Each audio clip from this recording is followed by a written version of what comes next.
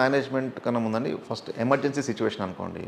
Emergency సిచ్యువేషన్లో డెఫినెట్గా counselling అనేది బిగ్గెస్ట్ పార్ట్. కౌన్సిలింగ్లో మ్యాక్సిమంగా కామన్గా జరిగే ఇబ్బందుల గురించి మన పేరెంట్స్కి ఎక్స్ప్లెయిన్ చేస్తాం. సో ఫస్ట్ థింగ్ అలా చేస్తే మన డీటెయిల్గా మన మీద ఒక ప్రెషర్ ఉండదు. ఎందుకంటే రేపు ఏదైనా జరిగినప్పుడు సార్ మీకు నాకు చెప్పలేదు, ఇలా జరిగే అవకాశం ఉంటుందని మీరు నాకు చెప్పలేదు అన్నప్పుడు వచ్చే బర్డన్ చాలా ఎక్కువ.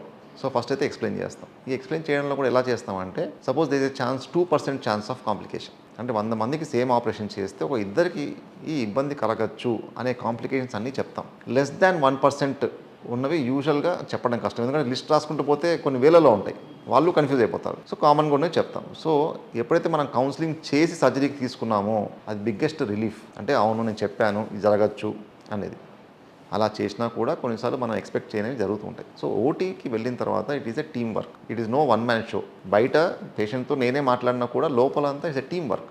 నాతో పాటు అసిస్టెంట్ సర్జన్ ఉంటారు, ఓటీ అసిస్టెంట్స్ ఉంటారు, అనస్థీషియా డాక్టర్ ఉంటారు, అనస్థీషియా అసిస్టెంట్ ఉంటారు, ఇంటెన్సివిస్ట్ అంటే ఐసీయూ డాక్టర్ ఉంటారు. సో అందరూ ఒక టీమ్గా ఉన్నప్పుడు డెఫినెట్గా నా భుజాల మీద ఉన్న బర్డన్ కొంత తగ్గుతుంది. అంటే యూజువల్గా అంటువర్డ్ కాంప్లికేషన్ వచ్చినప్పుడు బీపీ పడిపోవడం, రక్తం అంటే మనం ఎక్స్పెక్ట్ చేసిన కన్నా బ్లీడింగ్ ఎక్కువ అవ్వడం, దాని తర్వాత చిన్నపిల్లల్లో మోస్ట్ ఇంపార్టెంట్ వచ్చేసి బాడీ టెంపరేచర్ డ్రాప్ అవుతూ ఉంటుంది. ఎందుకంటే వాళ్ళు ఆ హీట్ మెయింటైన్ చేసే కెపాసిటీ తక్కువ. ఎప్పుడైతే ఆపరేషన్ చేస్తాం వాళ్ళు బాడీ టెంపరేచర్ డ్రాప్ అయ్యి బాడీ టెంపరేచర్ డ్రాప్ అయితే వాళ్ళు మత్తులోంచి బయటికి రారు. దానికి వేరే సైడ్ ఎఫెక్ట్స్ చాలా ఉంటాయి. సో ఇలాంటి కొన్ని ఇష్యూస్ ఉంటాయి. సో ఇవన్నీ మేనేజ్ చేయడానికి we have a team and protocol పద్ధతి ప్రకారం జరుగుతూ ఉంటాయి. సో ఇవి చాలా వరకు ప్రెషర్ తగ్గిస్తాయి. అప్పటికి కొన్ని అంటువర్డ్ కాంప్లికేషన్స్ రావచ్చు. వచ్చినప్పుడు మనం చేయగలిగింది ఏంటంటే దాన్ని అక్కడ ట్యాకిల్ చేసి మళ్ళీ పేరెంట్స్కి కన్విన్సింగ్గా ఎక్స్ప్లెయిన్ చేయగలగాలి ఎందుకు, ప్లస్ వచ్చినప్పుడు మనం ఏం చేసాం దాన్ని చేయడానికి. So counselling plays a very important role and team work.